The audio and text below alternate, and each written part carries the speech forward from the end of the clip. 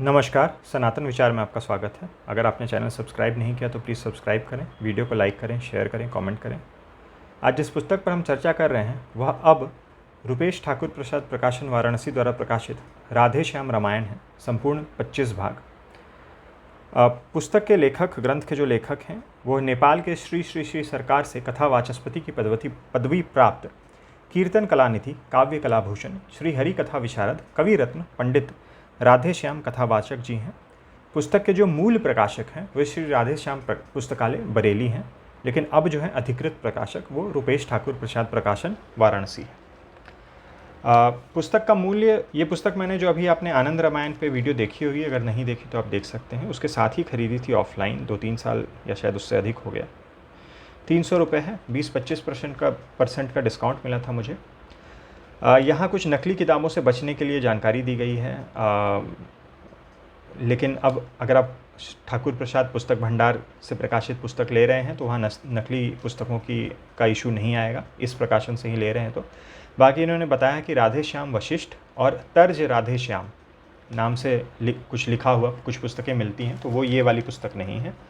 तो ये वाली जो ऑथेंटिक पुस्तक है वो अब ठाकुर प्रसाद प्रकाशन वाराणसी द्वारा प्रकाशित है। कुल 25 भाग हैं।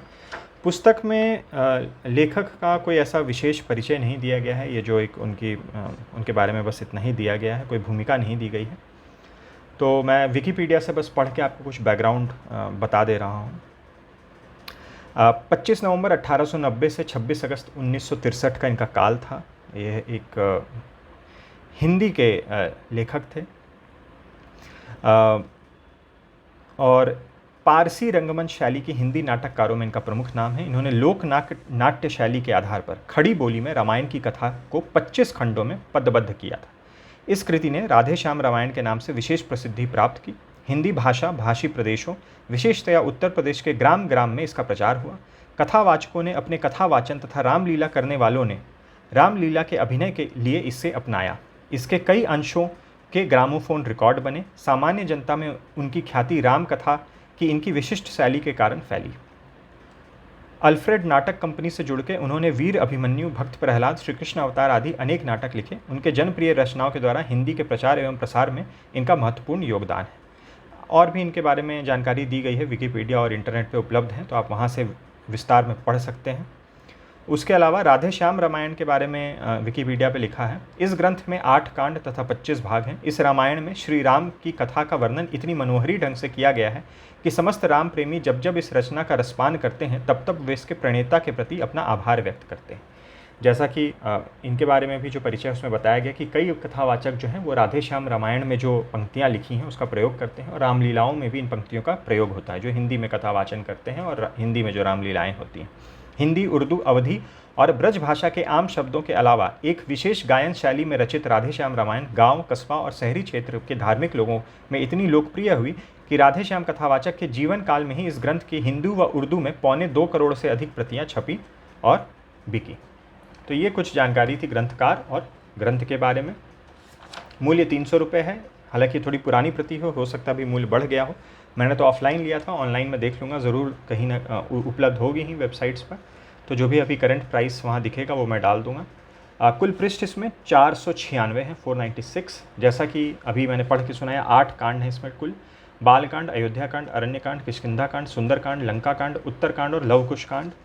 और कुल 25 अध्याय हैं इन सभी कांडों को मिलाकर।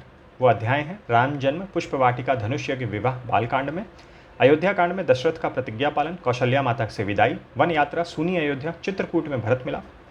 अरण्य कांड में पंचवटी और सीताहरण। किष्किंधा कांड में राम सुग्रीव की मित्रता। सुंदर कांड में अशोक वाटिका, लंका दहन, विभीषण की शरणागति, अंगद रावण का संवाद। लंका कांड में मेघनाद का शक्ति प्रयोग, सती सुलोचना, अहिरावण वध और रावण वध। उत्तर कांड में राजतिलक। लवकुश कांड में सीता वनवास, राम अश्वमेध, लवकुश की वीरता और सतवंती सीता की विजय। जैसा कि हमने देखा, लेखन शैली बहुत ही मधुर है और चूँकि अन्य रामायणों की अपेक्षा थोड़ी, जैसे वाल्मीकि रामायण है या अभी हमने कंब रामायण देखी, तो कुछ जो कथानक हैं, कुछ जो प्रसंग हैं वो अति संक्षेप में, यहाँ अगर आप ध्यान से नहीं पढ़ेंगे तो कविता की एक लाइन में ही वो घटना जो है वो घट के निकल जाएगी और आपको उसका आभास नहीं होगा कि वो घटना घटी राधे श्याम रामायण में कि नहीं।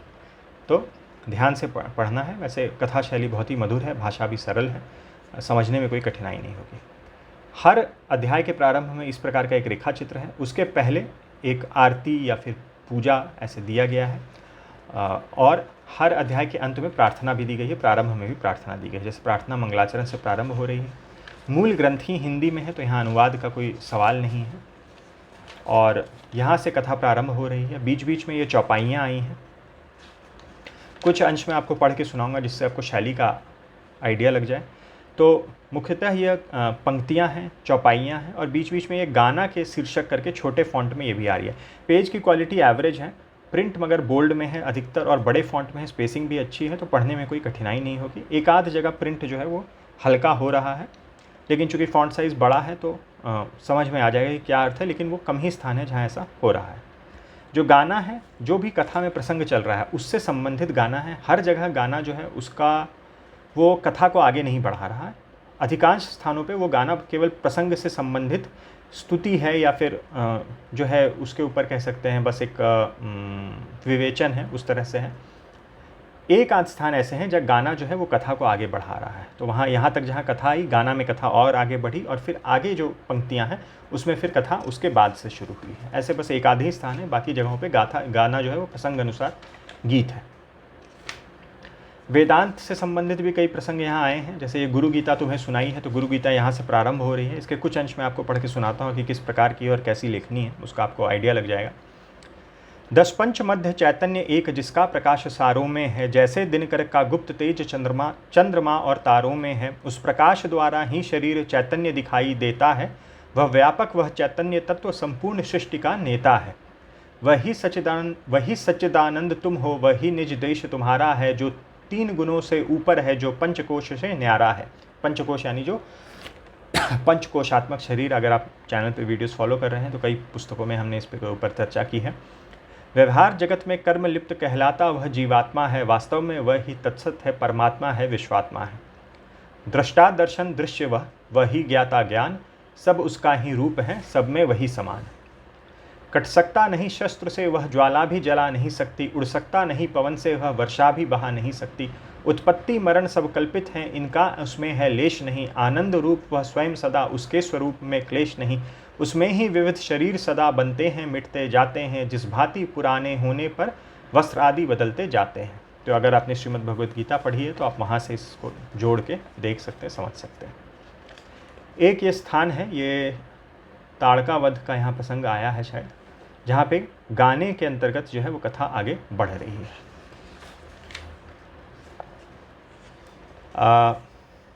अरण्यकांड है, यहाँ पे भी कुछ प्रसंग चल रहा है, शायद महर्षि अत्रि के आश्रम में है, प्रभु श्री राम, सीता जी और लक्ष्मण जी।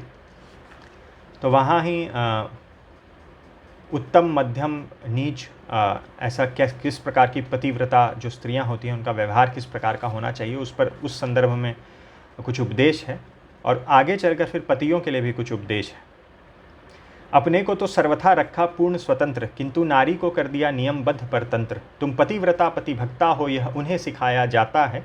अपने पर वही बात आती तो भेद छुपाया जाता है। अपने 10 भी कर ले विवाह, फिर भी होता वह विचार नहीं। नारी स्वधर्म से गिर जाए तो जीने का अधिकार नहीं। बाहर के नाना दोषों से जीवन कलुषित करने वालों, इस दुनिया के दुर्व्यसनों पर मोहित होकर मरने वालों, सीखो तुम नारी मंडल से सच्चा निस्वार्थ कर्म है क्या, क्या प्रेम और क्या सहन शक्ति, सेवा है क्या, स्वधर्म है क्या। फिर उसी प्रसंग में आगे फिर और रामायण की कथा जो है वो आगे बढ़ती है। इसी प्रकार का एक आध जगह है, जैसे यहाँ पे प्रिंट हल्का सा मिट गया है, लेकिन फिर भी समझ में आपको आ जाएगा प्रसंग के अनुसार। देखा गिद्ध जटायु ने जब यह अत्याचार, अब जैसे ये नहीं दिख रहा था तो सहन न वह भी कर सका ऐसा हाहाकार। तो अगर आप पढ़ रहे हैं तो आप समझ लेंगे कि सहन ही होगा यहाँ। वैदेही की जब सुनी करुणा भरी पुकार, हुआ दया का निर्दयी खग में भी संचार। हुआ दया का निर्दयी खग में भी संचार।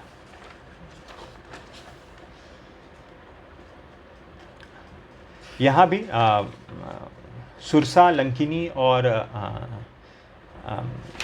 सिंहिका को सात्विक, तामसिक और राजसिक गुणों से उसकी तुलना की गई है माया से।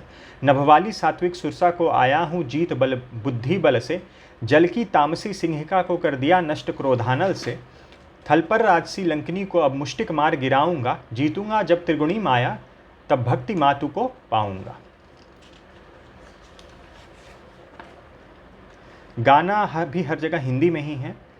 कुछ 3 स्थान हैं जहां गाना संस्कृत में है। ये प्रथम स्थान है जो संस्कृत में एक गाना आता है। इसके अन्य 2 और जगहों पे संस्कृत में गाना आता है, बाकी तो संपूर्ण हिंदी में ही है। यहाँ भी कुछ वेदांत संबंधित प्रसंग आया है। अंश मिला जब प्रकृति से तब कहलाया जीव, ज्ञान हुआ तो हो गया वह भी करुणा सीव। वास्तव में जीव ब्रह्म ही है, बेपट का पट है पड़ा हुआ, जिस तरह मृत्तिका से घटिया भूषण स्वर्ण से बना हुआ। जब तलक बिंदु को ज्ञान न हो तब तलक बिंदु कहलाता है, जब हो गया ज्ञान तो क्षण भर में बिंदु ही सिंधु हो जाता है। तो ऐसा ज्ञान मिले क्यों कर सामने प्रकृति का चक्कर है, यह भूल भुलैया वाला पथ अत्यंत कठिन है दुस्तर है। तब तक तलक जीव को माया में क्षण भर में चैन न आता है, जब तक तलक साधनों के द्वारा चंचल चित्त शांति न पाता है। योग यही साधन यही वश हो जाए चित्त, तीर्थाटन पूजन भजन है सब इसी निमित्त। इस प्रकार 1-2 स्थानों में नीति संबंधित, राजपाट संबंधित नीति का भी प्रसंग आता है। वो सब रामायण कथा के अंतर्गत ही, जैसे अन्य रामायणों में भी स्थान स्थान पर इस तरह के प्रसंग आते हैं वैसे ही हैं। इस रामायण में कथा मूलतः तो वाल्मीकि रामायण पे ही आधारित है, लेकिन जैसे बाकी हर रामायणों में है, लेकिन कथा कहीं कहीं जो थोड़ा बहुत अंतर आता है उस प्रकार की यहाँ भी है। जैसे भगवान परशुराम यहाँ धनुष भंग होते ही आ जाते हैं। किन्हीं रामायणों में जब अयोध्या के लिए प्रस्थान करते हैं उस समय आते हैं। फिर यहाँ जब प्रभु श्री राम, माता सीता और लक्ष्मण जी भरद्वाज ऋषि के आश्रम से चित्रकूट के लिए प्रस्थान करते हैं तो यहाँ मार्ग में वो महर्षि वाल्मीकि के आश्रम में भी रुकते हैं, तो वो भी है। अहिरावण वध का प्रसंग है तो वह भी एक अंतर यहाँ पे आता है। और उसके अलावा बाली का जब वध होता है तो उसमें भी थोड़ा बहुत अंतर है। ऐसे स्थान स्थान पे थोड़े बहुत आगे पीछे जो है वो अंतर जिस प्रकार हर रामायण में होते हैं वैसे यहाँ भी हैं। मूल स्रोत जो है वो वाल्मीकि रामायण है, कथा वाल्मीकि रामायण के अनुसार ही। इस स्थान पे बाइंडिंग निकल आई है एक पृष्ठ की, धागा खुल गया है, यहाँ मुझे इसको चिपकाना पड़ेगा, तो थोड़ा सा बाइंडिंग का इशू है, हो सकता है पढ़ने के क्रम में हुआ हो। तो ये कुल 496 पृष्ठ हैं पुस्तक में। तो ये थी कुछ जानकारी श्री ठाकुर प्रसाद प्रकाशन वाराणसी, रुपेश ठाकुर प्रसाद प्रकाशन वाराणसी द्वारा प्रकाशित राधे श्याम रामायण के बारे में। वीडियो देखने के लिए बहुत बहुत धन्यवाद। मिलते हैं अगले वीडियो में।